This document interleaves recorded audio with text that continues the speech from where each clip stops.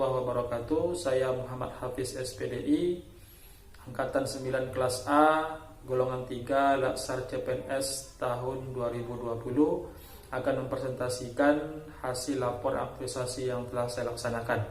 Pertama-tama saya mengucapkan terima kasih kepada Bapak Dr. Andus Haji Tarmizi MSI selaku evaluator yang telah memberikan masukan dan sarannya. Terima kasih kepada Bapak Eka Saputra MM selaku coach yang telah memberikan bimbingan masukan terhadap laporan aktualisasi yang telah saya buat. Terima kasih kepada Bapak Haji Abdurrahman SPD selaku mentor yang telah memberikan bantuan bimbingan terhadap kegiatan aktualisasi yang telah saya laksanakan. Adapun laporan aktualisasi saya berjudul penggunaan metode tahsin untuk menyempurnakan bacaan Al-Quran peserta didik kelas 9 di SMP Negeri 19 Pekanbaru. Laporan aktualisasi ini dibuat berdasarkan pada isu, yaitu kurang maksimalnya bacaan Al-Quran peserta didik kelas 9 SMP Negeri 19 Pekanbaru dikarenakan 1. Belum adanya metode pembelajaran baca Al-Quran yang interaktif dan menarik. Yang kedua, kurangnya keilmuan peserta didik dalam membaca Al-Quran dengan baik dan benar. Yang ketiga, kurangnya kedisiplinan peserta didik dalam belajar membaca Al-Quran. Agar pembelajaran baca Al-Quran menarik, menyenangkan, dan meningkatkan minat peserta didik untuk belajar membaca Al-Quran, maka untuk pemecah isunya adalah menggunakan metode tahsin Al-Quran. Metode tahsin adalah salah satu cara tilawah Al-Quran yang menitik beratkan pada makhraj atau tempat keluar masuknya huruf dan ilmu tajwid. Metode ini dalam mempelajari Al-Quran dilakukan oleh seorang pendidik secara langsung dan berhadapan dengan peserta didik. Kegiatan tahsin Al-Quran dilaksanakan di SMP Negeri 19 Pekanbaru pada tanggal 8 Oktober sampai dengan 22 November. Ada 5 kegiatan aktualisasi yang telah dilaksanakan, yaitu yang pertama, mengajukan telaahan staf. Yang kedua, membuat materi bacaan tajwid Al-Quran.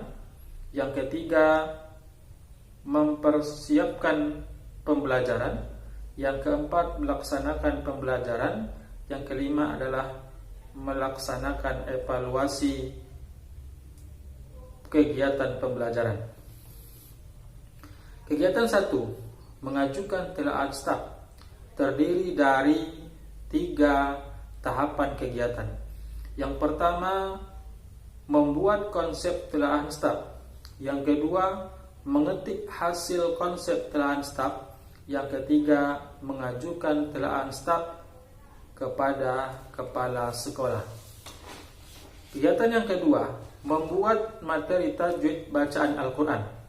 Ada 3 tahapan kegiatan. Yang pertama, merancang materi tajwid bacaan Al-Quran. Yang kedua, mengetik hasil rancangan materi tajwid bacaan Al-Quran. Yang ketiga, mengirimkan materi tajwid bacaan Al-Quran kepada peserta didik melalui Google Classroom. Kegiatan ketiga, mempersiapkan pembelajaran. Ada 3 tahapan kegiatan. Yang pertama, membuat lembaran nilai pembelajaran. Yang kedua, membuat RPP. Yang ketiga, menginformasikan kepada peserta didik bahwa pembelajaran menggunakan Zoom meeting. Kegiatan keempat, melaksanakan pembelajaran. Ada 4 tahapan kegiatan. Yang pertama, mengecek kesiapan peserta didik. Yang kedua, memberikan penjelasan dan prosedur dan juga materi pembelajaran. Yang ketiga, mengoreksi bacaan peserta didik yang tidak sesuai dengan tajwid. Yang keempat, meminta peserta didik untuk mengulang bacaan Al-Quran dengan baik dan benar. Kegiatan yang kelima, yakni melaksanakan evaluasi pembelajaran. Ada 3 tahapan kegiatan. Yang pertama, mengumpulkan nilai bacaan Al-Quran peserta didik sebelum dan sesudah metode tahsin. Yang kedua, menganalisa nilai bacaan Al-Quran peserta didik. Yang keempat adalah membuat laporan kegiatan pembelajaran baca Al-Quran.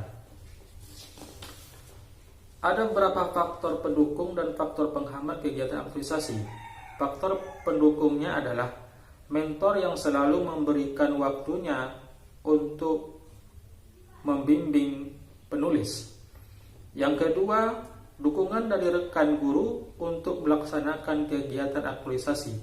Yang ketiga, kuota internet yang disediakan Kemendikbud membantu penulis untuk menggunakan Zoom meeting. Faktor penghambatnya ialah, yang pertama, adanya surat himbauan dari pemerintah untuk menghimbau peserta didik belajar dari rumah untuk memutus penyebaran COVID-19 dan sehingga membuat pembelajaran tidak maksimal. Yang kedua, banyaknya peserta didik yang tidak memiliki HP Android dan jaringan internet yang kurang stabil. Analisis dampak. Nilai-nilai aneka yang ditetapkan dan diterapkan dalam pelaksanaan aktualisasi ini adalah akuntabilitas, yaitu tanggung jawab teliti, nasionalisme, percaya diri, adil, dan musyawarah, etika publik, sopan, santun, tulus, dan ramah, komitmen mutu, inovatif, efektif, efisien, dan berorientasi mutu, anti korupsi, hemat, jujur, tanggung jawab. Apabila nilai aneka tidak diterapkan dalam pelaksanaan aktualisasi, maka kegiatan aktualisasi tidak akan terlaksana dengan baik. Kesimpulan, dalam menjalankan kegiatan, penulis mengaktualisasikan nilai aneka dengan menerapkan metode pembelajaran tahsin Al-Quran, maka kemampuan membaca Al-Quran peserta didik meningkat. Hal ini diketahui dari nilai yang terdapat pada peserta didik setelah menggunakan metode tahsin Al-Quran. Saran dalam melaksanakan kegiatan, hendaknya ASN selalu mengaktualisasikan nilai-nilai aneka. Burung Irian, burung cendrawasih. Cukup sekian, terima kasih. Assalamualaikum warahmatullahi wabarakatuh.